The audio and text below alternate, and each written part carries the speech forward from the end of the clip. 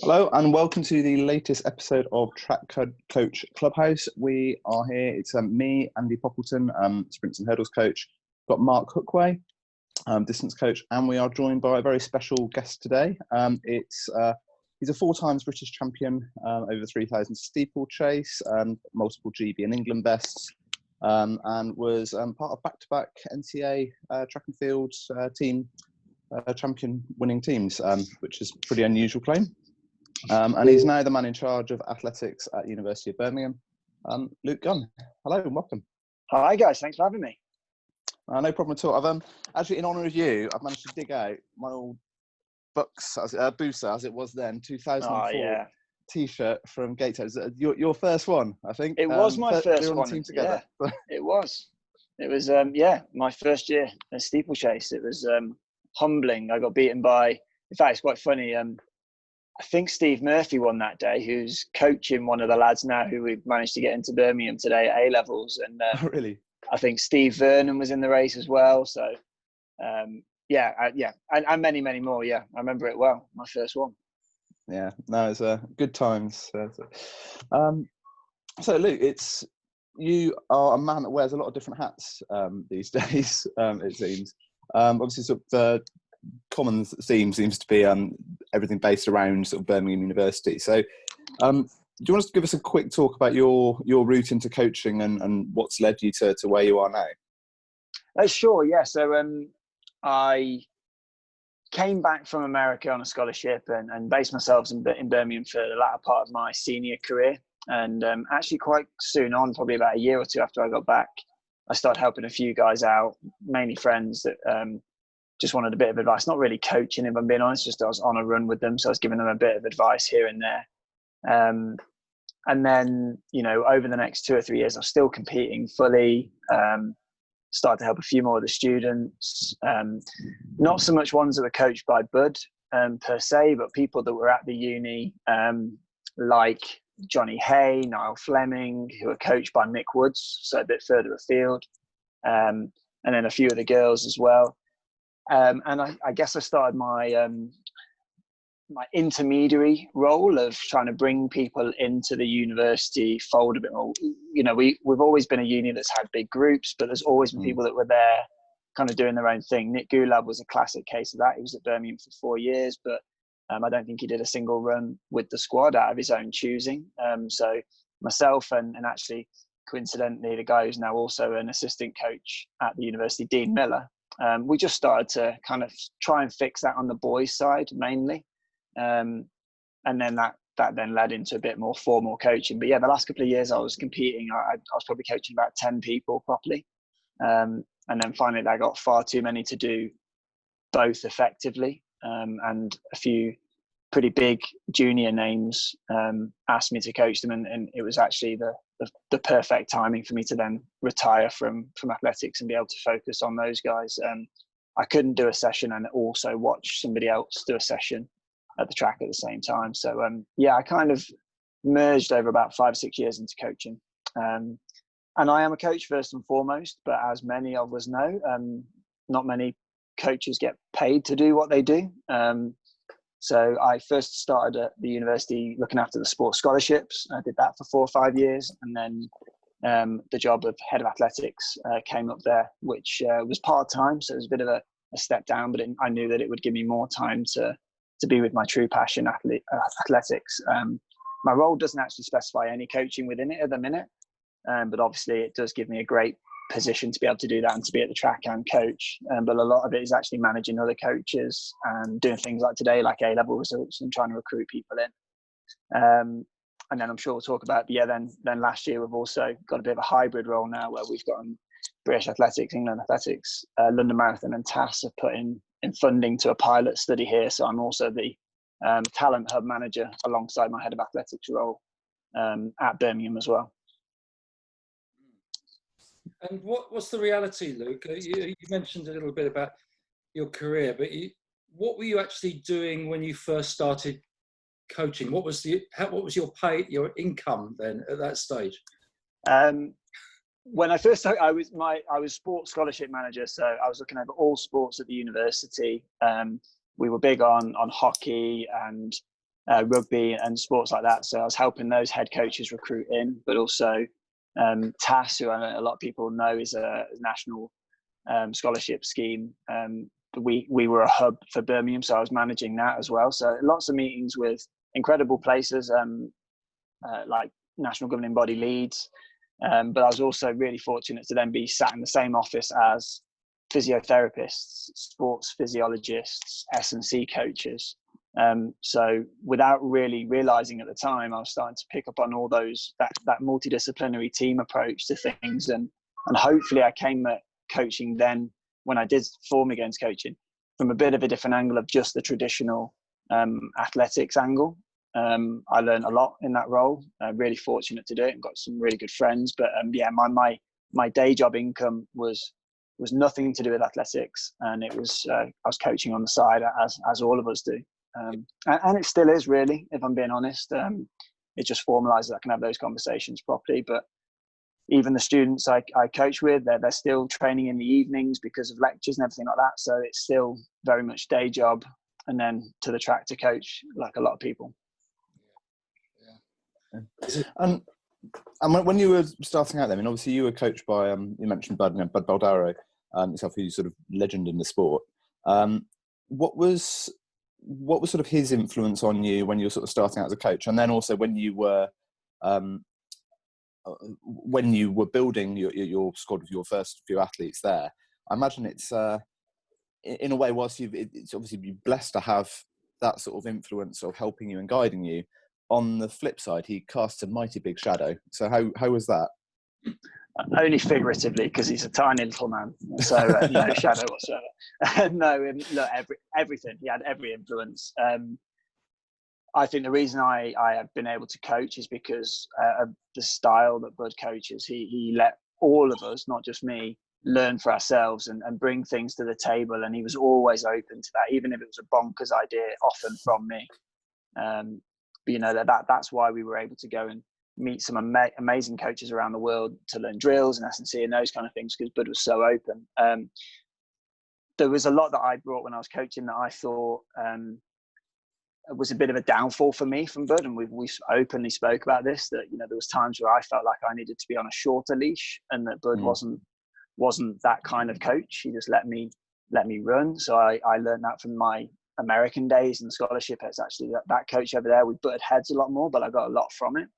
And then even later in my career, like somebody like Ian Stewart was very challenging to me and to Bud, and I actually think it did form me into a better athlete, and definitely Hannah as well. So I brought that into my coaching, but I must admit, the more I do it, the more I realize why Bud does it the way he does it. It's very hard to butt heads all the time with athletes, or at least even a few times, but I feel like I bring a little bit of a tougher edge than Bud does, which, you know, is not that hard because he is such a teddy bear. But yeah, I mean, hugely, I find myself saying the same phrases. I find myself faced with the same problem that I presented Bud before, and I can almost see the clogs in his head turning and going, that's why he answered the way he did to me. But hugely, and still now, like, he's still my confidant. He's still the one I pick up the phone to, and actually now that I'm not an athlete, he's even franker with me. So you know, there's plenty of times where I get like, surely we should do this. He's like, yeah, I've done it for that way for a while, but actually, you know what, it doesn't work, and he's almost like a way to stop me making similar mistakes that I'm sure he made as a young coach. But yeah, we're still very much a team. I've actually past a few athletes that I start to help his way, and likewise a few of the athletes he's coached have moved over to me coaching them, all amicably, and we just openly try and use our strengths. As to say, sometimes those athletes need a bit of a whip cracking, and I'm a bit more like that than Bud is. But likewise, there's been plenty of people that, you know, just Bud in his usual way just inspires and lets them grow and become great. And Sabrina Sina's a great example of that recently. You know, he's over 4 years just grew her confidence back, and she's now back PBing and gone through a real turmoil in the sport. But Bud's been the perfect guide for that, to nudge her back. Yeah, no, I think that was. I mean, obviously, I was on the sprint side of things, so I was never coached by Bud, but he was there sort of, running the club when I was at the university, and I was so struck, and I think it's something I've tried to bring across myself in my own coaching, by the sort of the kind of just the care and the interest he shows in the life of the people, of the athletes that he works with. I mean, I remember I turned up at university as a spectacularly mediocre athlete.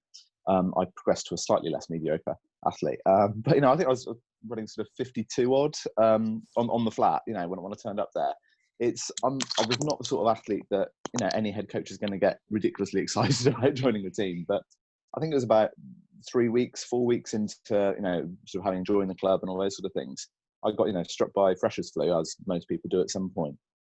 And so I wasn't there for a few days, and he rang me up to check I was all right, and I was just amazed. But this isn't my coach. He's A, noticed that I'm not there, and B, then taken the time to ring me. And like I say, not one of the scholar athletes, anything like that. It's just staggering the time and the care and attention that he put into the whole club, not just the athletes he was working with. He does, and he was so efficient with language as well. That's one massive criticism I've had. You probably spot that I can waffle and waffle and waffle, and I do that with my athletes. Sometimes they ask a question and I can spend an hour answering it. I know I need to learn.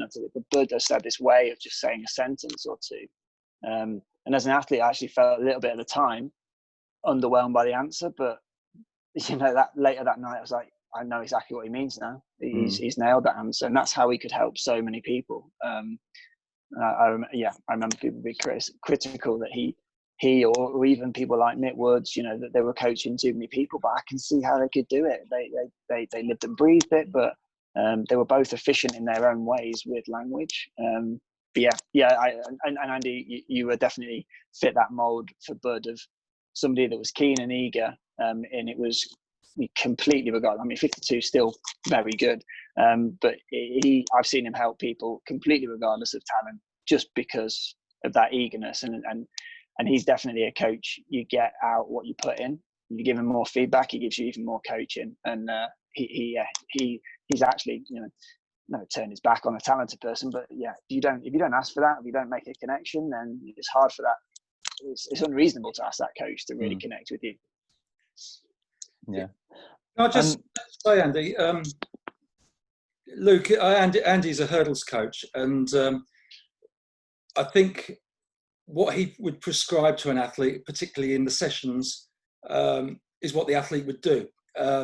With distance running, you, like I, have probably got that diversity of athlete who some would like it totally prescribed, what they're almost going to do hour by hour, day by day, and others that want a bit of freedom, and then you just have to keep an eye on them and put them back on amongst the rest. How do you handle that? I don't think I've ever come to terms with that, especially where, like you just said, you butt heads with them occasionally. Because I always feel that I've got to let them have freedom to make some mistakes, and that's the best learning they can ever have. And I will often say to them, well, you can try that, but this is what I think is going to happen, or words to that effect. And it's very difficult. And I think it's even more difficult for you because you've got them for like 3 years at university. So a proportion of that, you're getting to learn what they're like and how they communicate and how they operate. And you're probably almost a year into the first of 3 years already by then. Yeah. And it must be really difficult. It is, and is this the one I've probably asked for the most help on, from not just the endurance community but further afield. I had a really long chat with Fuzz Khan, the high jump coach, about this and how he did it. And I, as a young coach, when I came in, I thought that was going to be one of my things I was going to pin my hat on, of going, I'm going to use whatever software it is, Training Peaks, and one of my things is that everyone's going to have a plan every week, so you don't have this massive mistakes being learned. And I found myself quickly backing down on that. I would say that most of mine have, a weekly plan, but it is still very much got bandwidth in there for change. But Fuzz had the best bit of advice to me. He was just like, even if an athlete is wired that way at the start, they'll probably, your job as a coach is to grow them so that they are independent thinkers. But getting that choice about when that happens is the toughest bit. He gave a great example, I won't name it, but of one athlete that he gave freedom to too early, and it backfired. And and you know, learn that lesson. And I'd say that now with a number of my athletes. You know, I've been coaching. Dougie Musson is one for you know, close to 6 years now, and we're definitely at that point where I give him suggestions for the week, like total volume, a session, and then maybe some specificity on his long run, because he's moving up towards towards longer distances. But he fills in the blanks in between. But it only works if he allows me to openly challenge him at the end of the week. If, you know, if I see he's gone on there and I've said you should be doing 85 miles this week and he does 50, you know, that he expects me to challenge and ask what happened. But with a lot of the university ones, they want that prescription. And actually it's normally for me to, we just come back from I should have said I'm out in Font-Romeu at the minute, in France on a training camp with a few of the guys. We just come back from a tempo session, and I threw a right spanner in the works with them all today. And I went, actually, you guys choose. You know, we're 2 sessions away from the end of camp. I gave them some kind of rough guesstimates. I was like, tempo, you know what you're doing. You've been doing it all year. And lots of them handled it quite well. Lockdown was really interesting on this one, Mark. So at the very start of lockdown, I made a call with all of our coaches as well to go, look, I think, you know, people can only go out the house for one a day. I don't want them to start feeling like that's duty bound, or, you know, if they're not fancying it that day and I've set them a tempo, for that to feel like a chore when everyone's going through turmoil. So I gave everybody a really long leash to basically be creative and feel what they did. And lots of them loved it for the first few weeks. A few of them got injured, I'll be honest.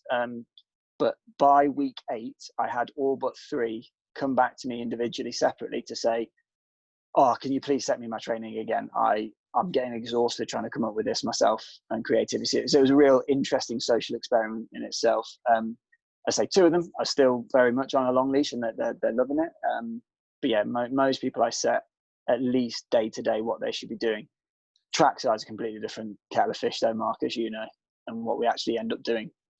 What sort of number are you talking about? You've got that relationship with, where there's that regular dialogue, you know, 3, 4 or more times a week. So I set training for 20 people at the minute, specifically, but I probably advise another 20 on a looser limit than that. But at the university, we've got myself, Bud, Dean Miller and Sally Straw working together as a 4-person team. We all have our own athletes that we program for and plan seasons for. But in the main bulk of the winter, I say, be honest, Bud largely writes a group program that we then send out to all the athletes 2-3 weeks in advance. And then all 4 of us then nudge and suggest slight adjustments on those groups, or complete wholesale changes if it's needed. And what we do also is we send that out to all the personal coaches that have athletes at the university. So, you know, we've got a very firm open policy that, you know, anyone who comes to the university can choose which coach they work with, including their home coach. And we've got tons of great examples of this. Tom Keane and Ollie Dustin are probably the best ones right now, who just completed their first year at uni, but are firmly coached by Mark Vile and Graham Mason, great coaches. All we do is we send out what the group training is, and they look over it and then guide that athlete best through it.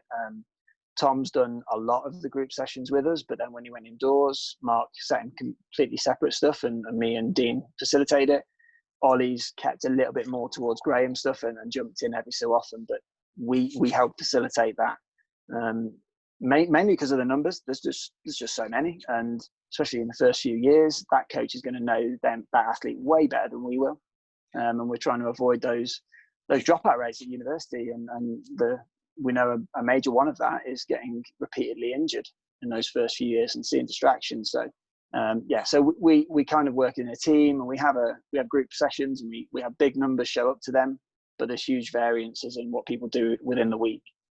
And from my point of view, as like a club coach, one of the great frustrations is that some of the good universities will have a structure and they're put on group sessions, and you want to encourage them, especially athletes from Tunbridge, being used to training as a group and they like the social environment. So there might be a session put on at university on a Tuesday and a Saturday, say, and there might be a group run available on a Thursday, there might even be a group run on a Wednesday. And particularly when you get young lads, I say lads because I think they're probably more culpable than others, they get together and they'll have a burn up. And without the coaches really having been able to really have any, I don't want to say control, but influence on that. And took me 2 or 3 years really of having a group going to university to start not laying down the law, but warning them about this and saying, look, you've really got to control that Thursday run. And some of them, even the Wednesday after a hard session on the Tuesday. And that's like they were getting ill and injured or just not performing in races because the recovery was so poor, especially when you lob in the student lifestyle sometimes. And all those factors are so difficult to bring some sense to. It's tough, and in a way, some of that excitement is what keeps people in the sport, and it's getting that fine balance between jumping in with stuff and flexing your muscles against some older kids versus, the injury risk. And that for us, and I'm sure Loughborough and Leeds and some areas are similar. You're looking to your older guys there, your leaders within that group, and that was me for a bit. I would be the first person to clip Johnny Hay around the head when he started to pick up an easy run.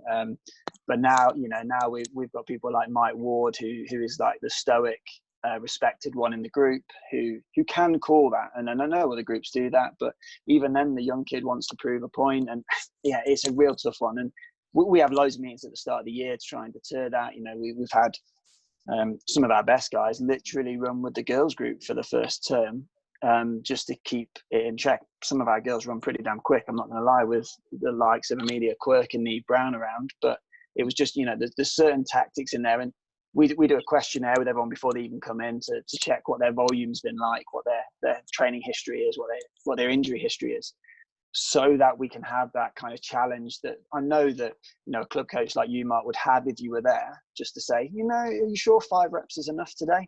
If we've got that history, we can hopefully be that voice as best we can on the side. I mean, don't get me wrong, we still, every time an injury happens, we take it personally, and it's painful to watch. But at the same time, there is still huge learning processes through those injuries and through those mishaps or mistakes. You just hope that you can avoid the real big ones, or it happening 3 or 4 times in the first year. Like, that's when you need to bang their heads together. But it's a real tough balance. And I say I'm always protective when people say that there's a huge dropout rate in that age group due to universities. I think there are some bad ones, especially in America, for this. But it's also just a certain age where people do discover different stuff, and we've got a duty, all of us, to keep the sport fresh and exciting, and to offer opportunities to these guys to keep them in it, because there's a lot on offer at that age. Yeah. And how about the lifestyle aspect? It's, again, you want them to enjoy particularly their first year at university, but you also want them to embrace some of the disciplines needed to develop as a good distance runner. Yeah, definitely. And look, we give some general advice, but the only time I really challenge them is when their aspirations and their behaviours don't match. So if somebody sits down with me and goes, right, I want to make the GB team at Liverpool in November, I was like, fine, brilliant, let's go for it. It's your first year of uni, but you do know there's some sacrifices that are going to have to happen for you to really be in that position. Oh no, when it just doesn't match up. And that I was not an angel when I was a first year at uni. I enjoyed it myself, but I was going to say, this is maybe a do as I say, not as I do. No, it wasn't. And Hannah would say exactly the same. She learned some hard mistakes. I'm never one to jump on them and criticize me, but it's when there's that mismatch. And I missed the European cross trials my first year of uni. I was sat in a pub watching England win the World Cup instead. But I knew where I wanted to be, and it was a lesson I learned the hard way. So you're trying to help them with that. But yeah, look, we've got some huge talents here that I won't name and shame them, that have definitely indulged themselves in it, and that's part of life and going through it. But I think the athlete needs to choose when they really professionalize and grow up. If it's me and Bud cracking the whip on that, then there's a good chance they'll rebel and probably end up hating the sport. So I think they often themselves wake up and go, you know what, I have been pissing around, I've got away with it, but actually now I know And sometimes that's after uni, you know, and it's not always the heavy drinking or lifestyle. It's sometimes just that staying up a bit too late or planning holidays in the middle of track season, like things like that. It's those kind of lifestyle choices.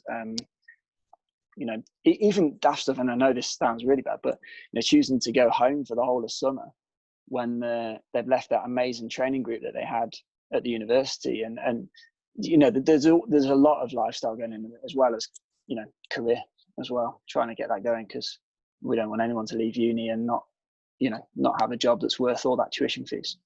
Yeah.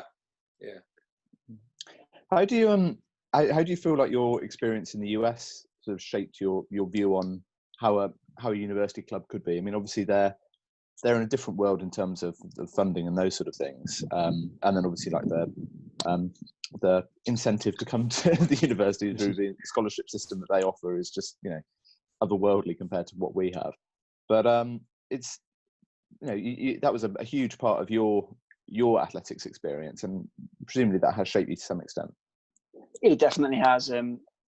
But you know, I came back straight away and went, there's two massive things I learned from it. One was they misspend the money massively. There's huge areas that we do so much better in the UK. Physio is the obvious one from my point of view.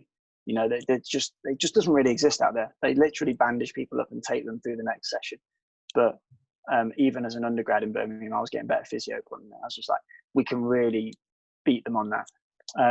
But also there was some stuff that they couldn't do because of NCAA rules that we didn't have that limitation in the UK. So if you were an older athlete that chose to stay in America, you could no longer train with the university squad because of rules about amateurism.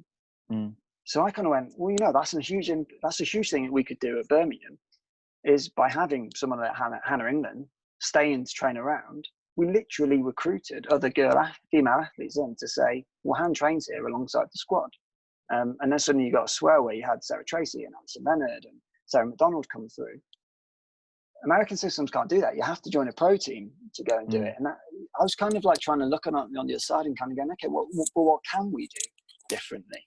And there's huge amounts of that. And I think also the coaches are on, you know, short-term contracts. Although it's great to be paid to coach it, you know, they're on year contracts often, and if they don't deliver results, they're out, which is where you get these terrible scenarios where they're forcing people to run when they're injured and making bad choices. I kind of went, okay, there's probably a better way to do this in England with some longevity. Yeah, I do feel that it just talked about more and more amongst the younger athletes nowadays, that about the sort of the going off to the US, and it sort of, I think it's very much seen as sort of a grass is greener type situation. But I think a lot of them don't appreciate that essentially they're going out there, it's a job, they're investing a huge amount of money in them, whether that's well spent or not. It's a huge amount of money the university's invested, so they're going to expect a lot back. And like you say, the coaches are that they're looking at them, that's a 3-year asset they've got, so they're not necessarily interested in the long-term development. I mean, I won't name her, but I'm sure you'll remember who I'm talking about. But there was a girl at the university around the same time as Hannah who went off to the US, and I think she did 1 year, was being forced to run on a stress fracture out in her hip, and she was there on a master's, so they're only ever going to get 2 years out of her anyway. So what incentive does that coach have? That coach whose job is on the line, what incentive does that coach have to rest her so that she's going to be well enough to run next year? Yeah, it's no, and they have got better. I'm not going to lie. There's some horror stories I think when I was looking at them, but definitely, as much as he ever could, tried to deter me from doing it. But look, I'm a big fan of people doing their university degree in Britain and then going out a bit older, and they're a bit sure of themselves, a bit wiser, but also they're probably making a call on what kind of level of athlete they are, and that's not meant to insulting at all. But you know, if you're an under 23 athlete that's maybe got, you know, GB vest or just beneath that, and really the Olympics is a real stretch for your ability to go out there and have that experience for 2 years, amazing, absolutely amazing. I was more kind of going there to try and bridge the gap and trying to push into that pro athlete. I realised whilst I was out there that, you know, for want of a better, for being coy, like a white steeplechaser was going to be a very hard sell to a kit brand. So I found a way to be a part-time, full-time worker alongside doing it. So it kind of made me grow up a bit. But yeah, I mean, there's some great places again. As I say, there's some great success stories that we should celebrate from the America as well. But I just think, I think it seems going through in waves. Mark's probably noticed this more than me, where you have one generation where everyone goes to America, and then it kind of gets a bit out of fashion again, and then comes back. So yeah, I feel like at the minute with the fees, when the fees went up, there was a bit more of a push towards America. But I'm noticing recently a bit of a trend back the other way. And especially a lot of people, we've got 3 people coming in this year at Birmingham that went to America for a year and it's not worked for them, and they're now starting a degree here. So yeah, it kind of goes through trends, I guess. I was lucky. I had a great time, great coach. He was a secure job. He only raced me when I was ready, because we were a big team and he could afford to do it. And I had a very positive experience, as did Hannah. But I know that's not the case for everybody. No, I totally agree with everything you said there. We've had more than a dozen go out there in recent years, most of which have struggled. And I think it's very flattering, isn't it, when somebody at 18 gets offered the chance to go to the States, but they're just not ready for it. I mean, it's difficult enough going to Birmingham University, let alone the other side of the world at 18. And particularly if training won't be developed, and they ask an awful lot. You know, there's one lad we had, he was probably doing 40 miles a week, and first thing they said is, we want you on 80 or 90 before 1st of October. Yeah. And of course he broke down, and we've had a lot of stories like that. And if you're good enough and you can do the research properly, and you get to know the coach and you can talk to the people that are there already and things like that, that helps a bit. But when you've only got 1 or 2 choices, it's that or nothing. And I do feel for people. I used to sit on the fence a bit, but then I wrote a couple of papers on it, on our own experiences, just so I could give a more even-handed account of what does happen to people. And I'm saying, I'm not telling you where they go or not. I'm just saying these are the pitfalls and the positives and the negatives, and you've got to look at those. And a lot of people just think, wow, great chance to go, I'll go with it and see what happens, and then bitterly disappointed and struggle. And I think if you're not a star going there and you go to a pretty good team that's got a good squad, you're immediately on the back foot, because every session, every race is trying to prove yourself. And you don't get the luxury as you would in the UK, say, I'm struggling at the moment, let's take 2 or 3 months just to regather and go again. And that pressure is always there. It's very, very hard. Unless you are so good, you can dictate a little bit more and have a sensible conversation with people. Exactly that. And I think every person has to take it individually. I'm always honest when I say this, that I was cocky at 18. I was a real confident young lad, and I really struggled in Birmingham, just, you know, being down the road from home. I definitely thought by 21 I was really, you know, old enough to handle it. And I spoke up for myself. I challenged the coach. I was quite confident, but still struggled. You know, it's still a long way from home, and it's still a huge culture shift. I was lucky I had loads of Brits out there, so like I deliberately picked somewhere that Tom Lancashire was there already, and he was embedded within there, so it was a good friend to have. And Andrew Lemoncello was the lead steeplechaser at the time, so I went out there to basically learn from him, which definitely softened the blow a bit. And they showed me the ropes. And I always think it's good if there's been Brits there before, just to help you through it. But yeah, it's case by case, as I say. So many of our British middle distance team is made up of people that went that way, so I can't discredit it too much. But yeah, it's definitely to be weighed up by everybody individually. I think a lot of the challenge comes down to what you're saying there. I mean, obviously you had people you knew out there and people you could speak to, and like Mark said, being able to do the research about the place. And it's I think it's really difficult to research a lot of the colleges outside of the really big ones that have known name, known names coaching them. It's like, what is the setup going to be? I mean, I've known sprint coaches I've spoken to that have had athletes that have gone out there, and they think basically because of they've looked at the program and who has gone before amongst American athletes and just looking at their performances alone, they think, oh, this is going to be great. And then they get out there and it turns out that, you know, their stud sprinter is pretty much doing their own thing and isn't actually being coached by the university coach at all, because basically they're big enough and powerful enough athlete to be able to dictate their own terms. And it turns out the actual sprint program maybe isn't quite as great as everybody thought, whereas you were obviously able to speak to people. Yeah, and also it's a merry-go-round of coaching. So that coach is often going to move on within a year or two. So sometimes that program looks really good and you realise that coach left 6 months ago, and they're now somewhere else, and it's really hard to keep up with that. So yeah, there are some great coaches over there, especially in the sprints and jumps. There's only a few endurance coaches that I would really trust out there, that I would consider on a level playing field with some of the British coaches we have here. The rest of it's quite lazy, in my opinion. But yeah, there are some great guys out there, and it's a great opportunity. But yeah, just definitely do your homework. Don't go somewhere just because you've seen one shot on Instagram of somebody that you respect and like doing well out there, and without looking at or asking for more detail behind the picture. Just on that, Luke, are you at Birmingham then, in your role, are you under any performance target or expectation? I wish I was under more, if I was honest, Mark. So many of my targets are more like internal university. But yes, we have an expectation at the Bucks Championships, cross country, indoors and outdoors, to deliver medals. We've been fortunate at Birmingham that we are the biggest or the best performing individual club.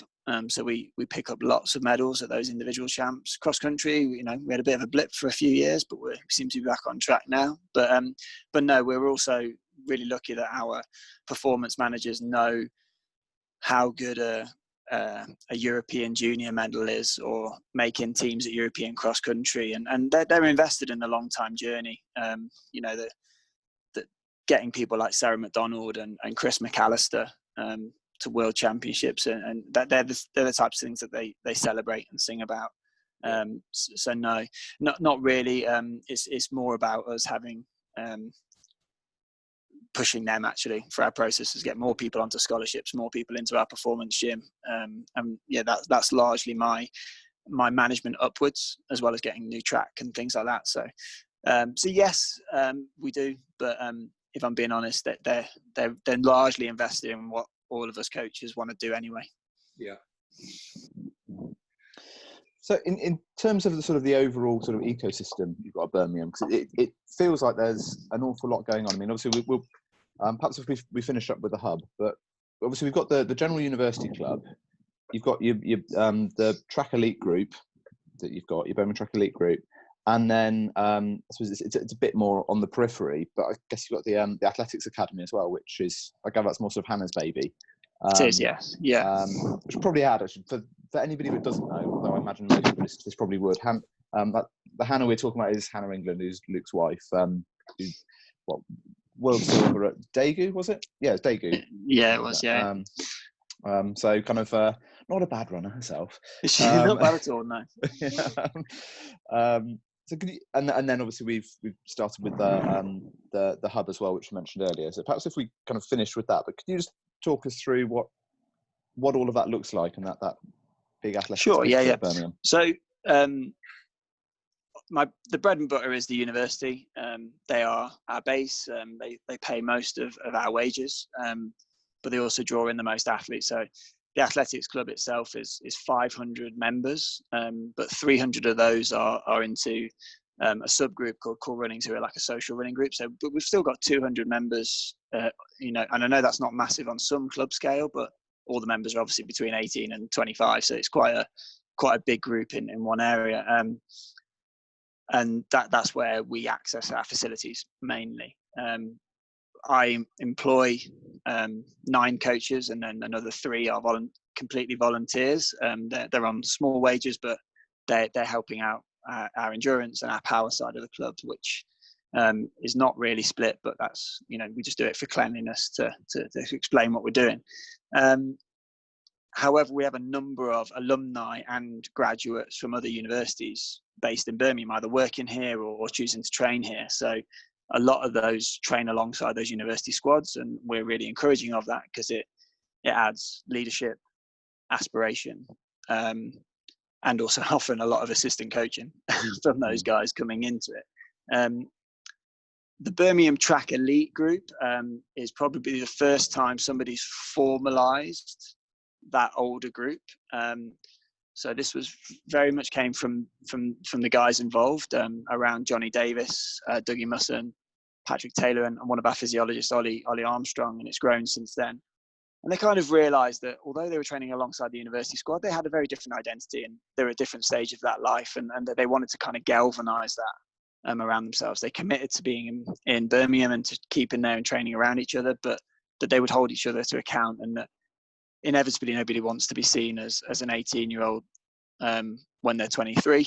So they kind of formed this group, and I say it happened before around Hannah. Hannah had this older group of girls where it's probably about 5 or 6 of them that were making international senior teams, but they just never formalised it into anything. I think they had a WhatsApp group called Boldaro Babes, which is about as far as it got. But yeah, very successful. And the boys have now galvanised that slightly differently. And I say most of them are out here in Font with us, but there's also, you know, plenty of university students here as well. So they're not really trying to be an Oregon track club yet. I'm sure they would love to be, but they just kind of a group of guys that just held themselves to account, and most of them work alongside that, and I coach the large majority of them. But yeah, just a slightly different identity, I guess. And that still happens at the uni. We've still got, you know, 800 meter groups that largely do most of the stuff together, but they might jog some of their easy runs with people.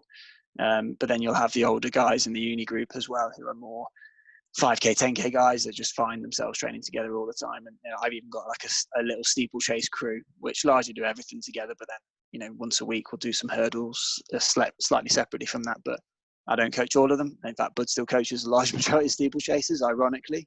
And I just end up doing their technical input. The academy is completely different. So we spotted after the university had 3 years without a university track. I was getting contacted in my head of athletics role by loads of parents asking for how they got their kids into sport. And although we've got some good clubs in Birmingham, including Birchville Harriers, lots of those versions of academies were full up. They just didn't have enough coaches that could give up their time. And all of us were in this shocking position where we had kids wanting to do the sport being turned away.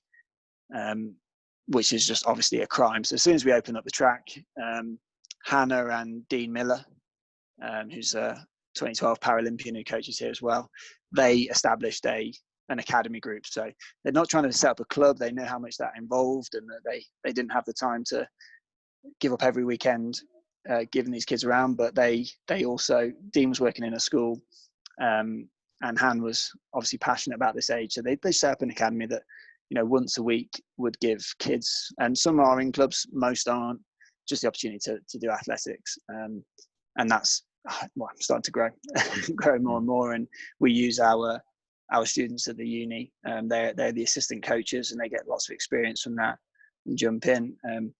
Often when I'm getting frustrated or stressed out at work, I'll jump in and host a session and remember what it's all about. Just, you know, teach kids how to have fun. But yeah, we that's at the university track alongside what we do.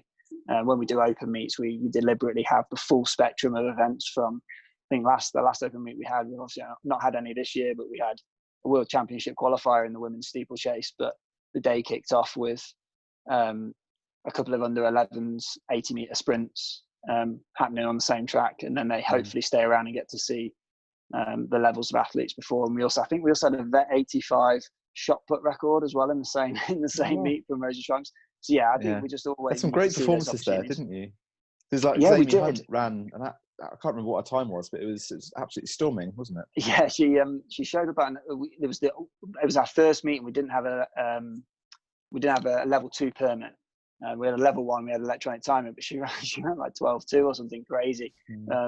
Thankfully for her, it was the start of the season. She went and ran much faster later on, so it didn't miss out. But yeah, we also had Lewis Bing throw over 20 meters in the shot put. Again, I think that we wanted to put meets on, and Naomi and Mark are talking lots about how meets can evolve, and we just tried to make it energetic. So, you know, we forked out good money for a decent PA system, and you know, we tried to make it less stale and fun to come down to, a bit more of a festival feel. It doesn't have to be so stale. And it's really, it's a real shame it's not happened this year, because we were gathering real big momentum. We had a world record in the 4x800 meter relay with, you know, some guys who are going to be pretty big names now, Josh Lay and people like that. So yeah, it's been real fun So that's definitely was one of my hats that I put on last year, was event promoter. So yeah, it's been busy time at Birmingham. Sadly, since we lost you, Andy, as our sprints coach, you were dragged down south. But yeah, things have changed pretty big since then. We've grown our coaching staff to cover all the events as we should do properly. And yeah, then finally, thankfully, the kind of feather in the cap was getting this investment from British Athletics for the Talent Hub. Just before we go on to that, Luke, a couple of questions. I'll start with perhaps the easy one. The academy, is that a business? Is it a business that pays the university for hiring the facilities? Yeah, it's classed as not-for-profit business. They hire the track off the university, and Hannah and Dean basically break even on it. Right. So the fees that come in, they've got a small scholarship to help out people that can't quite afford to do it. But yeah, and they've had a couple of small sponsors in and out of doing that as well. But yeah, it's a small business. Yeah, and with the elite squad, they're guys that have graduated. So I'd probably now, having gone through all the age groups from 11 years old up to seniors, probably think the time of leaving university is the most challenging, because you're 22 years old or whatever, and you've got that nudge gamble what to do with your active career, with your working career. And yeah, there's always this feeling I'm putting something off to invest in athletics. And what are you guys doing? Are they working? Are they working part-time? Are they just... Yeah, they're all working, and I've kind of done full circle on this. I think unless you are in a position where you get a kit contract straight out of university, it's a huge leap of pressure. Yeah. To kind of go, I'm going all in, I'm running. It's commendable. I can see why people do it, but from experience, I've just seen that in the darks of winter, or if a little injury comes along, if you can't get into a race that you're going to run your qualifying time in, the pressure on these young, they're aspirational kids, and they're seeing their friends go off and get jobs going. It seems more glamorous than it is, but I just don't think there's enough immediate returns in running for that to really be responsible, unless you're getting paid to do it. So yes, all of our guys are at least doing part-time work, because they've got girlfriends or mortgages to pay. And I always come back to what Mark Rowland said. How many are paying girlfriends? Look, I think some of them are getting close now. Yeah, it's been a while. But no, I always quoted them. What Mark Rowland said to me is, you can only run or train for 2 hours a day as an endurance athlete, really. And he was saying it more as like, it's the other 22 hours, where you get your recovery strategies right. But yeah, like largely, camps like this are probably the only thing that really throw spanners into the works, if you're really thinking that that's going to be the difference between you making a team or not. But yeah, there's ways to get 20, 30 hour a week jobs to allow to happen, and take a bit of pressure off yourself, and also not to always think about running. I think that's the other thing. But I always thought about Jenny Meadows. She worked until she then got a contract that allowed her not to work. Sometimes people only see the finished article and think that, if you're not being full-time out of uni, that, you're not going to do it and not going to make it. And yeah, I can just give lots of examples of people that wasn't the case for, and they ended up actually not liking the sport at 21, 22. Yeah, good. Andy?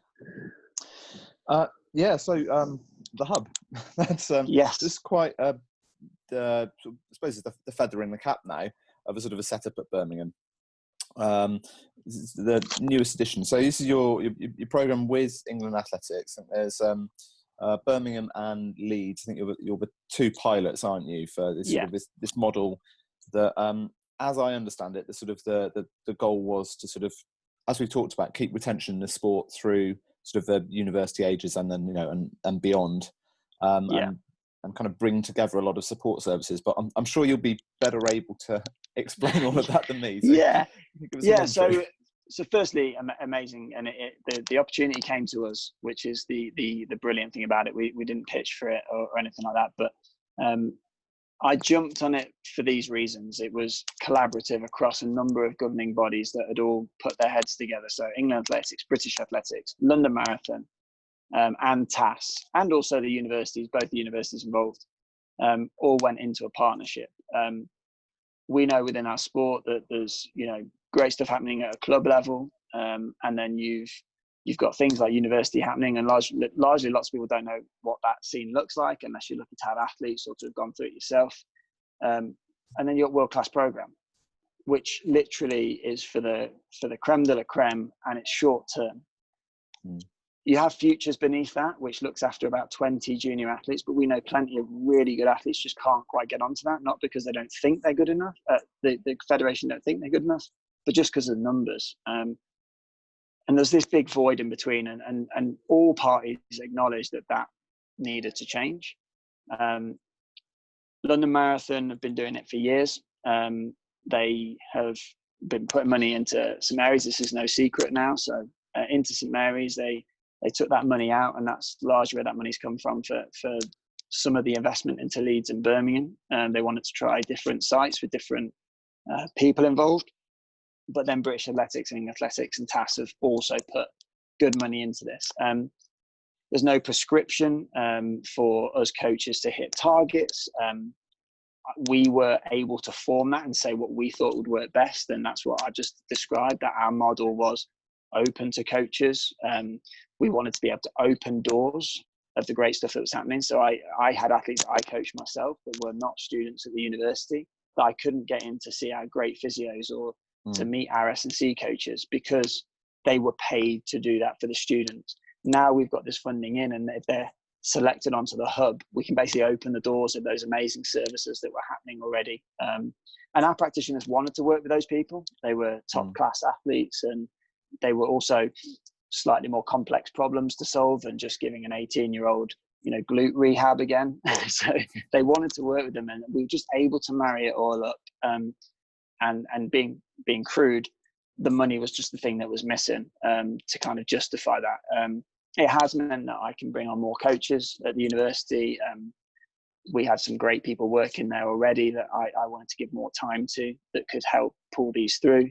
But it's also allowed me to connect that dot and allow a lot of these great athletes to feel like they're on that pathway now towards maybe not world-class program, but at least senior teams, and they can do things like come to font at the right.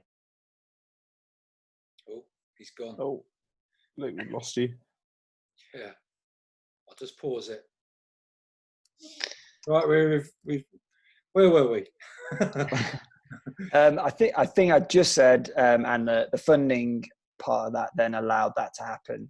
We just opened the doors and was able to largely just share what we thought we were doing really well anyway, as a mechanism, but be able to spread it. And the real good thing about the Talent Hub is you don't have to be a student at the University of Birmingham to tap into it. You could be based in the area studying at another university, be in college, or be in part-time work. And we even have a couple of guys who live a bit further out than Birmingham, but they come and basically spend an intensive, few days there at certain times through the year. To tap into that, and it's kind of filled that gap that we know we've all seen frustrated, that some great athletes just can't get help before. So somebody like Ben Connor, who is fantastically performing well, but just beneath that world-class program level, largely out on a limb, and he self-coaches himself. He's doing it fantastically so far, but we can hopefully, if he gets an injury, just at a whim, quickly get him into physio or get him a scan or something like that. That he doesn't need much more than that from us at this point. Whereas some of our 18, 19-year-olds, they need a bit more input. So S&C for the first time, education about training zones, lifestyle advice, all that kind of stuff. So you said it was crude, talking about the money, but the money pours in. It's there as a total lump. Then who budgets? Who says, right? Does it work like this? That you've got so much for physio, so much for coaches, so much for travel to training camps.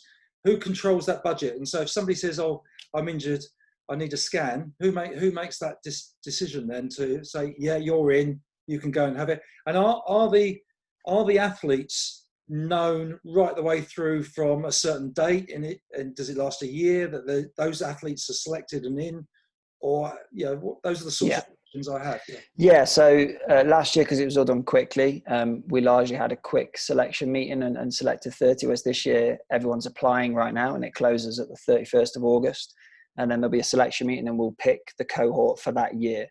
And then if you're already on, you get reviewed and see if you've made the most of it. It's not always on performance. It's largely on whether the person felt like they could get the most out of it, and whether they want to pass up the opportunity to somebody else, which a few people have done because they've just got good setups.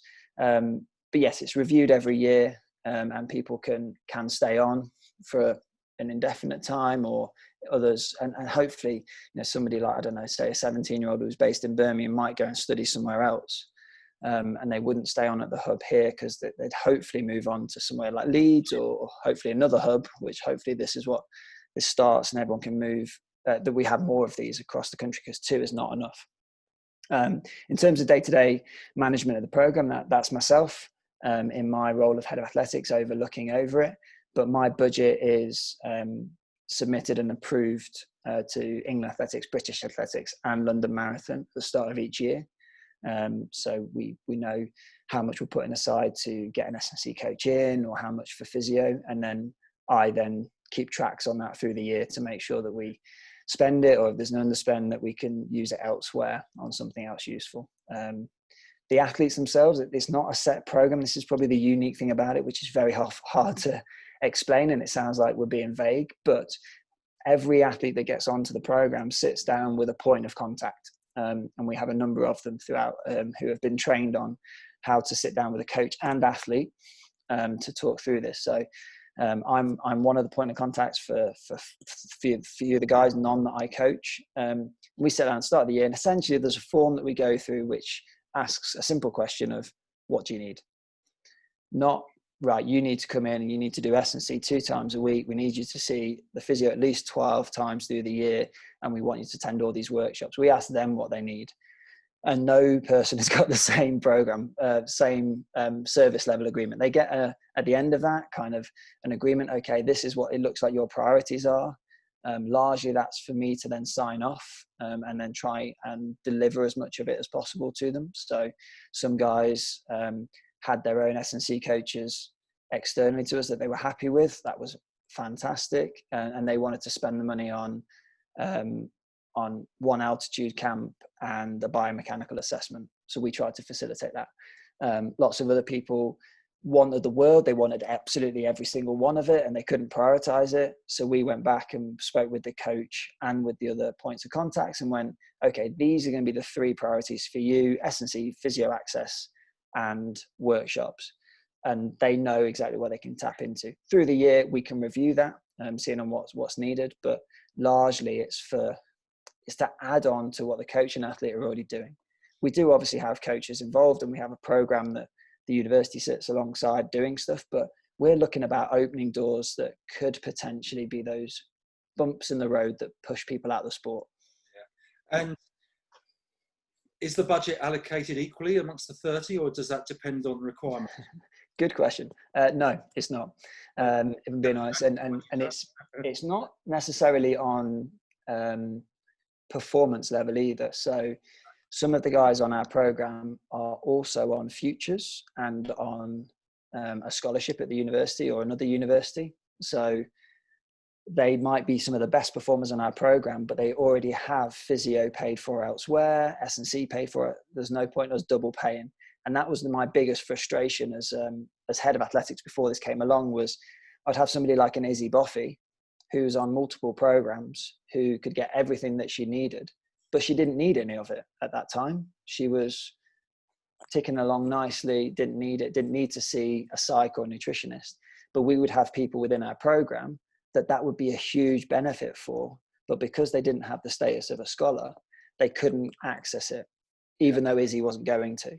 So this has kind of allowed us, with a bit more of an overarching view, to be more efficient with that funding and kind of go, right, you know, you might only be a 19-year-old level, you know, still performing pretty well to be on the hub, but, you know, like top 5 in your nation, you might actually be getting more from the hub than potentially someone like a Ben Connor is, because he doesn't need it, but you do.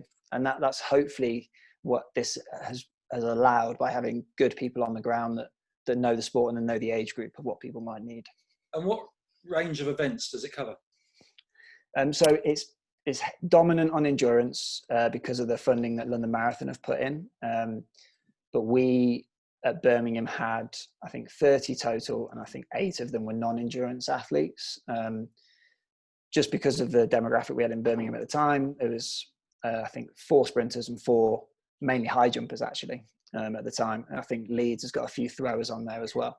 The idea is for that to grow and to have specialisms of hubs across the country. So Birmingham might end up being an endurance and sprints specialism, maybe. Somewhere like, don't want to pull names out, but somewhere like Sheffield or, you know, Gateshead or wherever comes on, they might have different specialisms. But yes, we have a bit of a spread. That at the hub, that is obviously at the university, we have all the events. And one of the big questions that I will get fingers pointed if I don't ask is the politics of it, where you would have heard accusations bounded around that the hubs are there to break the relationship with the home coaches and things like that, and mistrust in what the long-term aim is of the hub. I mean, you're saying that isn't the case at all. It's very supportive. No, if anything, it should work the opposite. So we actually saw for a few years that, you know, a home coach away from Birmingham,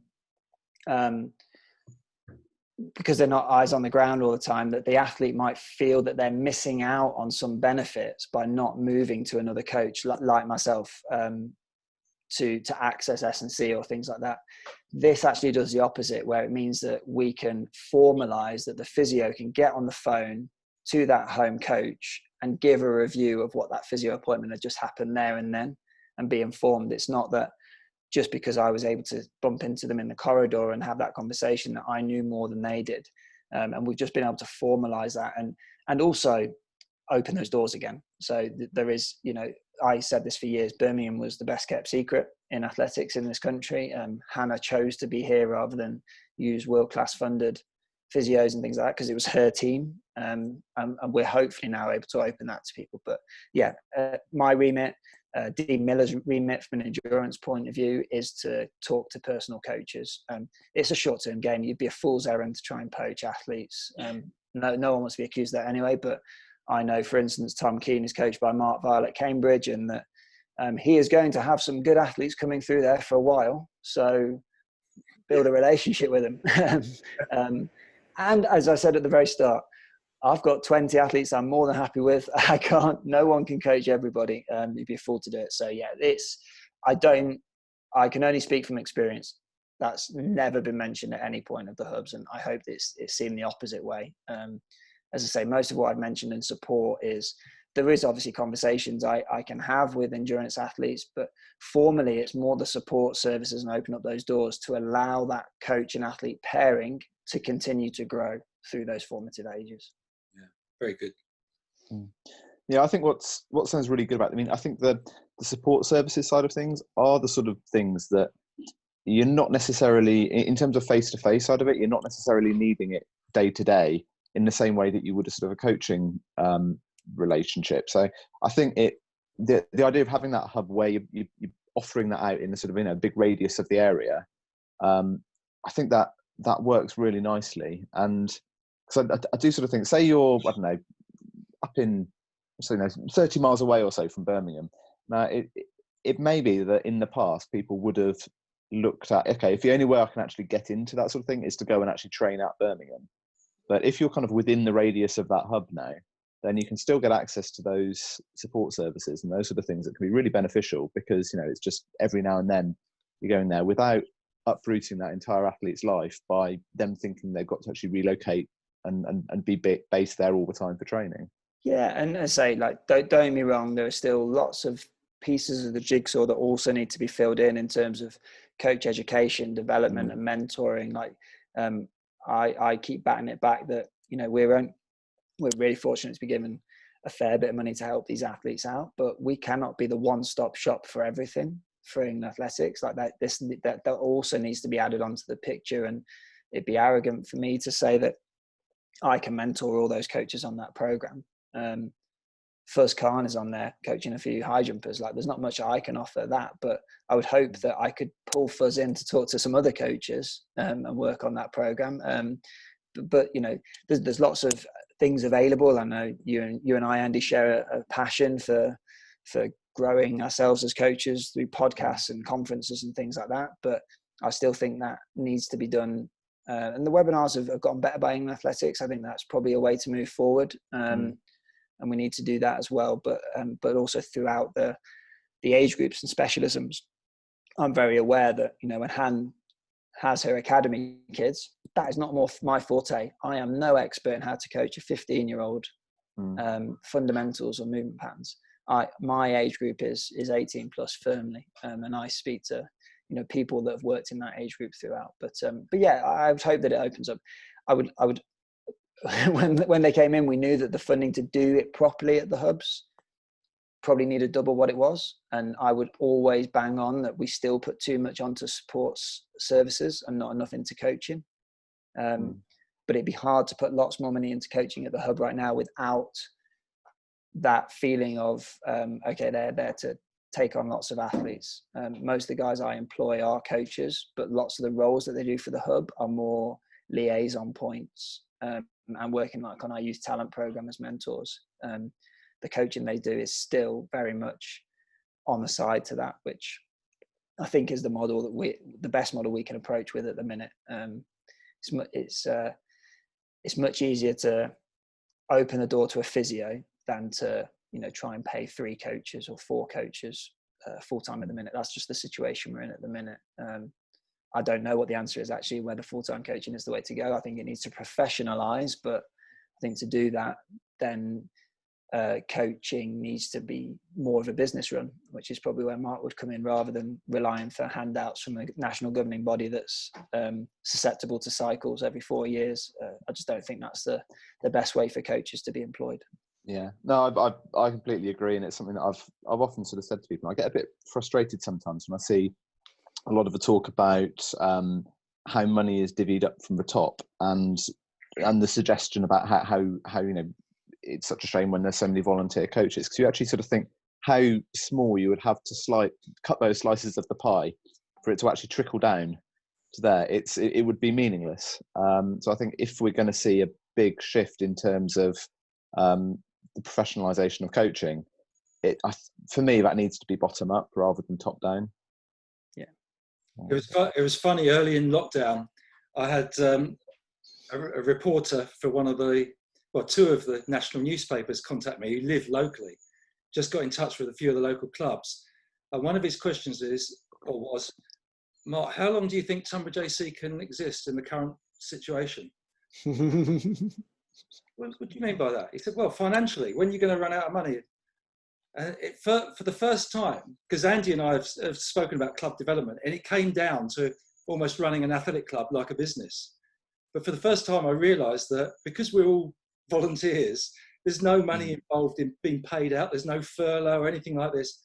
So we can go on forever, pretty much. And you know, if we'd been a business, the circumstances could have been horrific. So there's, you know, suddenly from talking in January about, well, if we were to develop an athletic club, you'd make more use of the track, you'd make more use of the coaches, you'd get, you know, the fitness classes using the athletics facilities as some do, and there's good income to be had by that. And you know, there's 40-year-olds that last time they went on a track was when they were at school and things. People get a buzz out of using an athletic track, but and if tracks themselves are going to continue to be resurfaced, they've got to be used a bit more than they are as well. So there's all these things that come into it. But it was quite funny actually. He was asking me how long we'd exist, and we're not paid anything. Even local rugby clubs, there are consequences, because there's more sponsorship in there. Yeah, there's more paid coaches. The players are paid to some degree. It's a lot more business-like than other clubs. Yeah, and even our athletes, I think there's a big misconception even in the mass running market that I think our athletes are making lots of money. I genuinely do. I think obviously people portray their best version of themselves on social media, and I think that often misconstrues the reality that very few athletes make any money in this game. But I still think we can all professionalize without being paid to do it, and I think that's slowly happening, and we're sharing good practice, and welfare is finally top of the agenda as well, to make sure that things are happening properly. But yeah, I found George Gandy said this to me as I started off at head of athletics. He's like, if you can find a coach to be paid to do the university role for £1,000 a year, you'll get them for 24 hours a day. It's bonkers that you'll get people that it's not right that we coaches do so much voluntarily, and I don't include myself in that because of my fortunate position. But at the university level, I know that even the ones who are getting paid very, very little, but you get so much from them because of the passion that you employ them for. But it's slowly happening. I would hope that things like universities, maybe not bottom up quite enough, but I think you're seeing more roles grow out of those. Universities are having to answer the student experience a lot more. It's not really about performance, but a lot of places are being marked on that a lot more. So we've got 200 members at our university, and they pay minimal funds for that, but we can get funding from the university to make sure that's a good experience for that student, especially if we start moving towards online teaching more and more. That student experience and keeping the profitability of universities up is going to be even more important. So clubs, I think clubs are the next ones that can evolve. I know Scotland have done things like this where they've popped coaches into clubs and then funded those roles from the fees.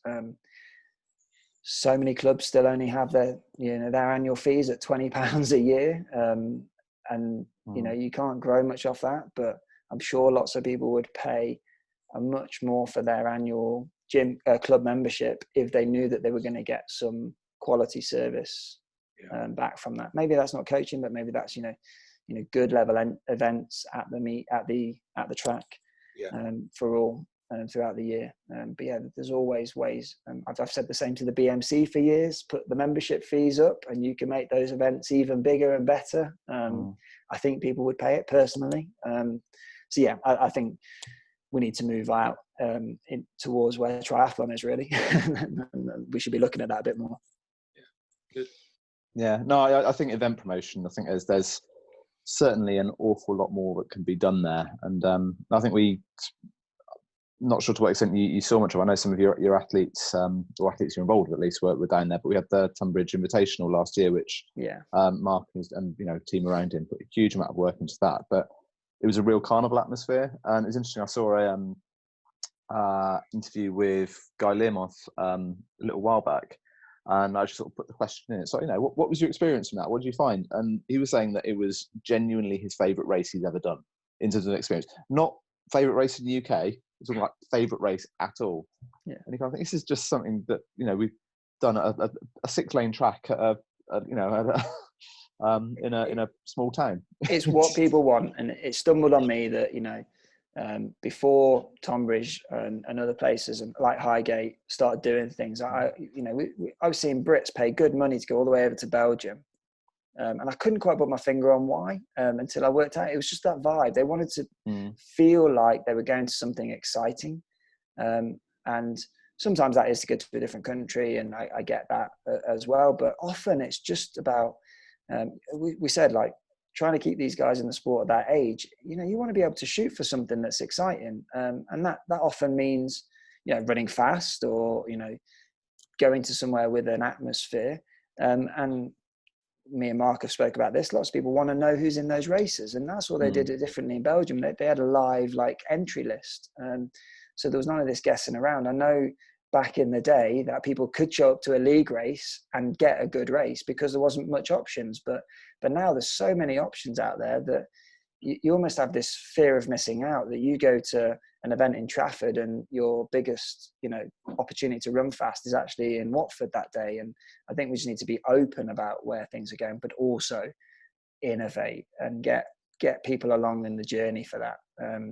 You know, getting a PA system, getting a bit of street food on the side of the track, the simple things that we can do to bring people in. And well, we all know, even if I wasn't coaching, that I would go along and watch athletics if I knew that I could do it with a beer and a burger in my hand, and be able to move around the track to see where I wanted to see. That's the other thing as well, isn't it? I think when you're in the static stadium and you've got your seat and you can't move around, like, I want to be able to move around and watch the high jump, or be at the 1500 meter start when the 1500's on, and the water jump when the steeplechase is on. Those kind of like mobility things. There's so many easy wins. And I know we're endurance athletes, me and Mark, and that you're a sprints, Andy, but you know, that we've even spoke at Birmingham about having split days. So have the throws and the jumps on in the morning, and be able to use the track as a natural place to stand to watch those. And then in the afternoon, flip it round and have all the warm up on the infield, and have everybody stood on the back straight where the long jump is while the track events are going on.